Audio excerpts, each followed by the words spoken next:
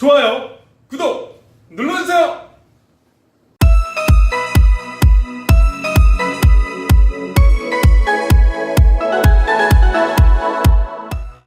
안녕하세요, 이주근TV의 이주근입니다. 오늘은 신혼집 내 집 마련 비밀 제 1탄에 대해서 말씀해 드리도록 하겠습니다. 자, 여러분들이 지금 이거를 보셨으면 아무래도 어머님이나 부모님, 이렇게 어머님, 아버님, 부모님이 보시던, 아니면 이 신혼부부 대상자분들이 하나 보실 것 같아요. 그랬을 때 제가 부모님의 마음, 아니면 선배로서의 마음을 여러분들한테 제가 몇 가지 말씀 한번 드리도록 할게요. 오늘 드린 말씀은 마인드에 대한 4가지를 말씀해 드릴 거예요. 먼저 말씀해 드리고 싶은 건, 신혼집을 구할 때 보통은 신랑분이 집을 구하시게 되잖아요. 그래서 신부님께서는 신랑이 구하니까 난 모르겠어, 신랑이 너가 알아서 해, 뭐 이렇게 하시면 신혼집부터 좀 문제가 좀 생기지 않을까 좀 생각이 들고요. 그 이유는 뭐냐면, 시작부터 서로가 같이 도와주면서 진행을 하셔야 된다라는 좀 생각이 들어요. 신혼집 준비가 결혼의 시작이잖아요. 근데 결혼 시작부터 이제 앞으로 계속 살아갈 날들이 많은데, 시작부터 마인드를 같이 맞춰서 하시는 게 제가 드리는 말씀입니다. 그래서 처음에 이제 집을 구하시다 보면 이 갭이라는 게 딱 문제가 생깁니다. 계획을 잡았던 시점하고 현실하고 그런 갭이 좀 많이 차이가 나요. 그게 위치, 크기, 가격, 이런 것들이 여러분들한테 갭으로 막 찾아올 거예요. 그래서 좀 더 많이 상의하시고 그렇게 준비를 하셔야 됩니다. 어떤 마인드로 어떻게 준비해야 될지 제가 말씀해 드리고 하고요. 이 1편에서는 그 마인드 4가지에 대해서 말씀해 드리도록 할게요. 자, 첫 번째 제가 말씀드린 건 신랑과 신부님의 마인드를 공유할까요? 공유를 해주시는 게 좋을 것 같다라는 그런 말씀이에요. 왜 공유를 할까요?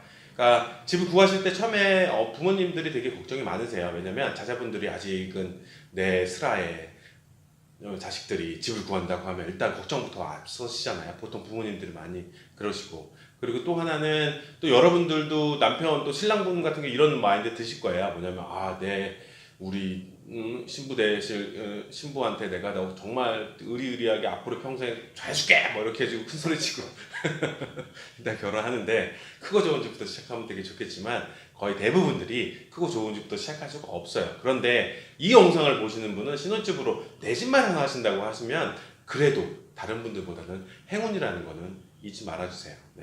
그래서 신혼집을 신랑 혼자서 알아서 한다고 생각하지 마시고 신부님하고 같이 상의해가면서 준비해서 하는 그런 마음을 갖고 시작하는 게 좋을 것 같습니다. 그게 첫 번째 마인드 공유입니다.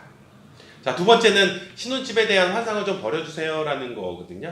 신혼집에 환상을 버리고 뭐로 할까요? 라는 거예요. 신혼집은 환상을 버리셔도 돼요. 뭐냐면, 저는 집이라는 건 이렇게 생각하거든요. 집은 가족 간의 어떤 소통할 수 있는 공간이고요. 그 공간에서 이야기하다 보면 행복이라는 게 나오잖아요. 그래서 집에 대한 어떤 눈으로 보이는 물질적인 가치가 아니라 여러분들이 그 안에서 생활하는 그 이야기고 행복이라는 가치를 가져줬으면 좋겠다라는 말씀이에요. 평균적으로 96년도에는 내 집을 마련할 때 여기 나오죠. 4.6년 정도 걸렸었어요. 그런데 제가 2012년이니까 조사했었을 때는 한 9.4년, 5년 정도 걸렸고요. 요새 같은 경우에 내 집 마련할 때 12년 넘게 걸린답니다. 근데 처음부터 신혼집으로 구한다는 것 자체도 되게 행복하고 행운이 아닐까 그렇게 좀 생각을 합니다. 그리고 일반적으로 직장인들이 10명 중에 8명은요, 향후 5년에서 10년 안에 내 집을 갖고 싶다라고 그렇게 얘기를 하시고요. 여유가 있어서 처음부터 크고 좋은 집으로 하면 좋겠지만 신부님이 얘기하셔가지고 그래, 우리가 앞으로 크고 좋은 집은 앞으로 들어가면 돼. 그리고 지금은 작고 좀 불편한 집이라도 우리는 지금부터 조금씩 모으자. 뭐 이런 마인드로 서로 한번 얘기해 보시는 게 어떨까요? 그 말씀을 제가 드리고 싶었습니다. 시작부터 무리한 대출을 받는다는 건 전 정말 반대를 하는 거예요. 왜냐하면 시작부터 무리한 대출을 받게 되면 여러분들은 그 대출 이자 때문에 시작부터 저도 제 경험을 말씀을 드리면, 시작부터 저는 융자 많이 끌어다가서 써서 진행했었거든요. 한 7, 8년 지나도 똑같더라고요. 그래서 시작부터 무리한 대출을 받는 거는 여러분들이 앞으로 생활하는데 많은 발목을 잡을 수 있다라고 말씀을 좀 드리겠어요. 그래서 무리한 대출 받지 않고 시작했으면 좋겠다는 말씀이고요. 그래서 신혼생활에 어떤 행복을 좀 누리고 어떤 신혼집에 대한 환상을 좀 버리시면서 하시는 게 좋을 것 같습니다. 자, 세 번째, 절약은 신혼집부터 한번 시작해 보시는 게 어떨까요? 네, 신혼집부터 한번 해보세요. 네. 2000년 초반 제 사례를 말씀을 드리면 제 사례가 아니고 신축 빌라 사례인데요. 2000년 초반에 신축 빌라들이 되게 많이 젖었었어요. 그때 입주금이 무입주도 있었고 500만 원도 있었고 1000만 원도 있었고 그래서 신혼부부들이나 아니면 뭐 전월세 하시는 분들 그래서 적은 입주금으로 많이 들어갔었는데 그렇게 해서 1년, 2년, 3년 살다가 무수한 집들이 경매에 많이 들어갔었거든요. 그랬던 어떤 아픈 사례가 있습니다. 그러니까 집이라는 거는 무리한 대출을 받게 되면 하우스 푸어가 될 확률이 이만큼 높습니다. 그래서 절대 무리한 대출 받지 마시고요. 그래서 절약을 신혼집부터 시작하시는 게 좀 어떨까 제가 말씀 한번 드립니다. 자, 네 번째는 이거 되게 중요한 건데요. 되도록이면 신혼집은 작고 불편한 지역, 내가 출퇴근 거리가 조금 먼 지역, 1시간 정도 이내까지 출퇴근할 수 있잖아요. 2시간이라고 하면 좀 안 되겠지만 1시간 정도면 출퇴근할 수 있는 거리가 좀 불편한 지역으로 좀 가서 시작을 하시는 게 좀 어떨까라는 제가 말씀을 드리고 싶어요. 보통 결혼 후 누구나 뭐 한 3-4번 정도는 이사를 한다고 저는 개인적으로 생각을 하거든요. 네, 3-4번 정도 이사를 하시는데 평생 신혼집으로 사시는 거 아니시잖아요. 그래서 지금 여러분들이 신혼집을 들어가고 나서 그리고 나서 여러분들이 살고자 하시는 집을 꿈을 꾸세요. 꿈을 꾸시고 그 집을 나중에 우리 아들이 뭐 초등학교 그렇게 갈 때쯤에 이전을 한다라고 생각을 하고 꿈을 꿔주시고요. 그리고 처음에 집을 구할 때 몇 가지 주의사항을 말씀드릴게요. 그거 지금 여기 나오거든요. 그래서 처음 여러분들 부부 합산 소득을 한번 생각해 보세요. 남편분은 뭐 예를 들어 250만 원, 부인분은 200만 원, 그러면 450만 원 정도 되잖아요. 그러니까 대략적으로 400만 원이라고 봤을 때 월 납입금, 그러니까 매월 원리금 균등상환으로 합니다. 요새는 보통 30년으로 원리금 균등상환 하는데 그러면 400만 원의 월 부부합산 월 소득이 그 중에 한 15% 정도, 15% 정도면 한 60만 원 정도 되니까 그 월 납입금이 한 60만 원 이내로 나가는 것이 좋을 것 같다라는 제가 말씀드려요. 그럼 400만 원일 때 60만 원으로 나간다고 하는 거는 얼마 정도냐면 4.5%로 30년 원리금 균등 상환으로 하게 되면 제가 대략적으로 계산해 보면 한 1억 2천 정도 융자를 받는 것이 좋을 것 같습니다 라는 말씀이에요. 그래야지 부담이 안 생겨요. 일반적으로 저는 한 20% 정도 월 납입금, 그러니까 여러분들의 부부합산 소득의 20% 정도는 누구나 나가니까 그 정도 하시면 좋을 것 같다라고 일반적으로 말씀드리는데 신혼부부는 그거보다 5% 낮췄어요. 그 이유는 5%만큼 낮춘 금액만큼 조금 더 저축을 하시는 게 좋을 것 같습니다 라는 말씀입니다. 자, 그리고 또 하나는 여러분들 앞으로 수입 변화를 생각해 보셔야 되는 거야. 이제 자제분을 낳으신 분도 있고 혹시나 요새는 가구 중에 한 4분의 1 정도는 당장은 낳으시지 않은 생각입니다 라고 하는 분도 있고요. 그래서 앞으로 수입 변화, 그래서 뭐 신랑분하고 신부분하고 직장 생활해서 연소도 어느 정도 되고 요게 어느 정도 유지가 되고 그리고 우리가 아이가 낳고 그 다음에는 지출이 좀 많아지겠죠. 그랬을 때 우리가 연소득 변화를 한번 이야기를 한번 해보시는 게 좋을 것 같습니다 라는 말씀이에요. 그게 반드시 있어야 됩니다. 그런 계획 없이 신혼생활을 시작하잖아요. 저 그것 때문에 한 8년 이상 되게 고생을 했었습니다. 예상치 못하게 첫째 아이가 태어나는 바람에 와이프가 일을 하지 못하게 되는 순간부터 그 기간이 되게 오랫동안 소득이 플러스를 할 수 있는 구간에서 그 되게 오래 좀 들어갔었거든요. 그래서 서로가 얘기 한번 해보고 진행을 하시는 게 되게 좋을 것 같습니다. 네. 그리고 아까도 말씀드렸지만 여러분들의 진짜 이제 요 다음번에 이사는 우리 아이가 초등학교 갈 시점에 두 번째 이사를 계획을 하시고 준비를 하시는 게 좋겠습니다. 자, 핵심 정리해드리도록 할게요. 자, 첫째는 신랑과 신부님의 마인드를 공유하세요. 두 번째는 죄송합니다. 두 번째는 신혼집보다 신혼생활에 꿈을 꾸세요. 네, 저 꿈 많이 꾸셔도 좋을 것 같아요. 세 번째는 절약은 신혼집부터 어떠십니까? 라는 말씀 해드렸고요. 네 번째는 자금에 맞는 작고 약간 좀 불편한 지역에서 시작하시는 게 어떠실까요? 라는 말씀 드렸습니다. 오늘은 신혼집 마련 다시 찍을게요. 그냥 갈게요. 네, 신혼집 마련 비밀 제 2탄 시작하도록 하겠습니다. 2탄은 땀납니다. 네, 유지원 편입니다. 그래서 1편에서는 마인드 공유한 4가지만 말씀드렸잖아요. 그거랑 비슷비슷하지만 좀 더 디테일하게 들어가는 영상입니다. 한번 들어가시죠. 네. 네. 신랑과 신부님 같이 한번 시청해 주셨으면 좋겠고요. 혹시 신부님이 보시면 신랑분한테 공유해 주시고 신랑분이 보시면 신부님한테 공유 한번 해주세요. 그래서 같이 한번 꼭 보셨으면 좋겠습니다.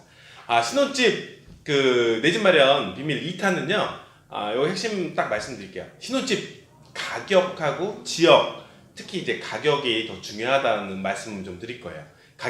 가격에 맞는 위치를 고르시는 게 좋습니다. 일반적으로는 위치부터 고르고 그러고 나서 가격을 선정하는 게 일반적인데 그거에 맞는 가격들을 위치에 맞는. 그런데 신혼집 거꾸로 하시는 게 좋습니다라는 말씀이에요. 왜 그렇고 그렇게 준비해야 될 것 3가지를 제가 한번 정확하게 딱 집어서 말씀해 드리도록 하겠습니다. 오늘 말까지 좀 네. 그래도 영상 계속 진행할게요. 자, 첫째, 여러분들의 많은 신혼집 가격은요.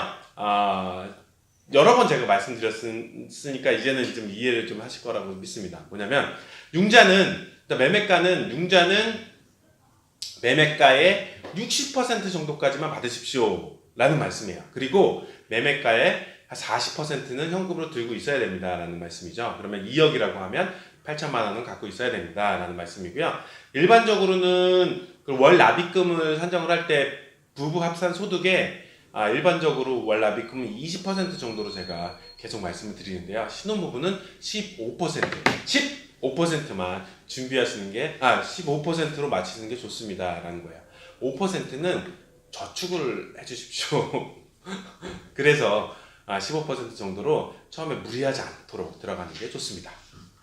자, 신혼집 매매가 적정한 매매 가격은 이렇게 볼게요. 부부 합산 소득을 400만 원이라고 봤을 때, 그리고 여러분들이 입주금으로 6천만 원을 준비했습니다 라는 그런 가정하에서 6천만 원일 때 월 소득이 400이잖아요. 그랬을 때 여러분들이 월 납입할 수 있는 거는 400만 원의 15%니까 월 한 60만 원 정도 선으로 월 납입 금액을 낼 수 있어요. 근데 다행히도 요새는 이게 원리금 균등상환이라 그 중에 일부가 이자고 일부는 또 원금으로 갖게 됩니다. 30년 동안 납입하게 되면서 그렇게 되는 거고요. 여기에 4.5%로 대출 30년으로 계산하게 되면 월 60만 원 내는 게 한 1억 2천 정도 대출 받는 수준이에요. 그러면 적정한 매매가 수준이 어떻게 되냐면 그러면 1억 2천의 융자를 받고 입주금 6천 있으니까 최고 1억 8천 정도가 될 수가 있고요. 제가 처음에 얘기했듯이 매매가의 40%는 현금으로 갖고 있어야 됩니다 라고 했을 때가 1억 5천입니다. 그랬을 때 1억 5천일 때 40%는 6천만 원의 입주금이 되잖아요. 그랬을 때 9천만 원의 대출을 받고. 그래서 제일 좋은 건 한 1억 5천 정도 수준으로 매매가를 선정해서 그거에 맞는 집을 가는 게 제일 좋습니다. 내가 입주금 6천만 원 있어? 그러면 한 1억 5천 수준 안팎으로 매매가에 그런 집으로 가시는 게 좋고요. 그게 조금 더 가더라도 1억 8천은 넘지 말아 주십시오 라는 말씀이에요. 자, 두 번째 이제 가격 선정이 이제 끝났어요. 이제 여러분들 가격 선정이 끝났으면 지역 선정을 하셔야 됩니다. 그래서 가격에 맞는 집으로 가는 게 좋습니다라는 거죠. 처음부터 이제 여러분들이 계획을 짜게 되는 것을 집으로 이제 막 계획을 인터넷에서 하잖아요. 그래서 그 인터넷을 한 걸로 집을 찾다 보면 그런 집이 없어요. 그런 가격, 평형, 그런 인테리어, 내가 원하는 위치 이런 집들이 있을까요? 없습니다. 정말 없어요. 집을 찾아보시면. 그렇기 때문에 여러분들은 무언가를 하나를 좀 포기를 하셔야 되는데 그 포기를 저는 이렇게 말씀드린 거야. 지역을 조금 포기를 하셔가지고 진행하시는 게 좋겠다라는 말씀이죠. 조금 출퇴근이 멀어도 크기가 조금 생각보다 좀 작아도 그 가격에 맞는 집을 선택하시는 게 되게 좋겠습니다라는 말씀이고요. 그런 어떤 불편함은 신혼집에서는 어찌 보면 추억이 아닐까 생각을 하고요. 어떤 신혼생활의 어떤 아름다운 꿈들을 좀 꾸시면서 그런 불편함을 좀 찾고 이겨내면 요 다음번 10년 뒤에 여러분들이 우리 아이가 초등학교 갈 때 조금 더 좋은 집에 좋은 환경에 집을 구하시는 것이 좋지 않을까요? 여러분 한번 생각 한번 해보세요. 그리고 신혼집에서는 또 하나 중요한 게 있습니다. 제가 이거는 정말 전 너무 심하게 경험했던 건데요. 이거예요. 구조와 채광. 집을 보실 때는 구조와 채광을 보시는 게 되게 중요합니다라는 말씀이에요. 집을 볼 때 두 가지를 보거든요. 처음에 집의 외부적인 거 하고요. 집의 내부적인 거 보는데 집의 외부적인 환경도 뭐 위치라든지 교통이라든지 뭐 여러 가지 어떤 그 환경이라든지 이런 것들 보시겠지만 특히 집 내부에서 볼 때는 구조하고 채광을 많이 좀 보셨으면 좋겠어요. 왜 그러냐면 집의 내부에서는요 변하지 않는 게 있어요. 여러분들이 내가 인테리어에 꽂혀서 인테리어 좋은 집을 선택을 했다? 그러면 인테리어는 시간이 흘러가면서 퇴색이 되고 뭐 하자가 생기고 문제가 생기고 없어지고 바래고 이렇게 되는 거잖아요. 그런데 구조하고 채광은 여러분들 살 때하고 여러분들 팔 때하고 변하지가 않습니다. 그래서 구조라는 부분은 구조라는 부분에 대해서 말씀드릴게요. 구조라는 부분은 어떤 동선, 집에 대한 동선이고요. 공간 활용도가 되게 좋아질 수가 있어요. 그러니까 구조에 따라서 동선과 공간 활용도가 좋기 때문에 이거는 나중에 여러분들 팔 때도 또 수월하게 팔 수 있는 부분도 있고요. 내가 생활하기도 좋고 작은 평수지만 조금 더 넓고 크게 활용할 수 있는 게 그런 구조적인 부분이에요. 그리고 그거는 건물의 바닥 면적에 따라서 많이 좀 달라지는데요. 그래서 건물의 바닥 면적에 따라서 우리 집이 좀 직사각형이라든지 각이진 세모처럼 각이진다는 집들은 좀 피해 주시면서 내가 그 집 안에서 하루 동안 생활한다고 생각을 해서 내가 마음에 드는 집을 시뮬레이션을 한번 그려보세요. 내가 아침에 이렇게 일어나서 아침에 뭐 샤워하고 이렇게 와서 뭐 그 아침 준비하고 나갔다가 그러고 나서 회사 생활하고 끝나고 들어와서 집에서 하루 동안 생활 한번 해보세요. 저녁 때 밥 먹고 뭐 하고 이런 것들 생각해 보시면 그게 그래도 동선이 좀 그려지실 거예요. 원래는 하루 정도 있어 보면 제가 이제 모델할 수 있다 보면 하루 정도 제가 정말 진짜 자본을 잡아보거든요. 그러면 그 집의 장단점이 정말 잘 보여요. 그래서 여러분들 그렇게까지 할 수 없으니까 하루 정도 시뮬레이션 한번 그려보세요. 그러면 그 구조가 나한테 정말 잘 맞겠구나 라고 느껴집니다. 그리고 이거를 신랑분만 하시면 안 돼요. 신부님도 한번 그려보셔야 돼요. 하루 정도 시뮬레이션 그리면 요게 여긴 또 불편한 게 생기겠네 라고 미리 사전에 알 수가 있습니다. 그래서 구조가 되게 중요한 부분이고요. 그리고 또 하나는 이제 채광인데 채광은 또 조망권하고 좀 상관이 있어요. 그래서 제가 예전에 이제 저의 사례부터 말씀 한번 드리면 동굴 같은 집에 살았거든요. 저 2개월인가 3개월을 버티지 못하고 그냥 바로 나왔습니다. 정말 건강이 안 좋아지는 게 몸에 팍팍 느껴져요. 그래서 이 채광하고 조망권은 특히 신혼부부한테는 정말 더 중요합니다라는 거고요. 우리나라에서는 그래도 조망권에 대해서 가치를 높게 평가하지 않지만 외국에서는 조망권의 가치 때문에 집이 몇 천만 원씩 많이 좀 차이가 나게 돼 있어요. 그래서 채광하고 조망권은 건강도 그렇지만 여러분들이 나중에도 팔 때도 되게 어떤 유리하게 좀 팔 수 있는 고지를 점하기 때문에 그리고 제가 말씀드린 구조하고 채광 이 부분은 집 안에서 변하지 않는 부분이에요. 내가 변하는 부분, 뭐 인테리어라든지 뭐 기타 등등의 변하는 것 때문에 눈에 혹해서 사는 행위 같은 경우는 하지 마시고요. 그렇게 구조나 채광이 좋은 집에서 인테리어도 좀 떨어져도 상관없습니다. 나중에 내가 좀 수리해서 또 팔게 되면 오히려 더 높은 가격으로 받을 수 있는 그런 방법도 있기 때문에 구조와 채광만은 여러분 신혼집 구할 때 가장 중요한 거 변하지 않는 것을 선택해 주시는 게 되게 중요합니다. 자, 그럼 핵심 정리해드리도록 할게요.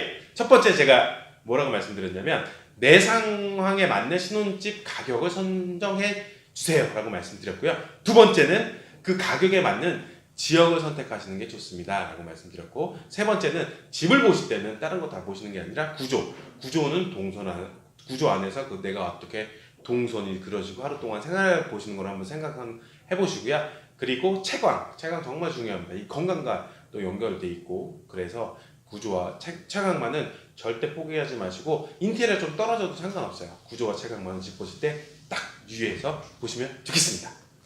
자, 그러면 마지막으로 저의 의견을 말씀드릴게요.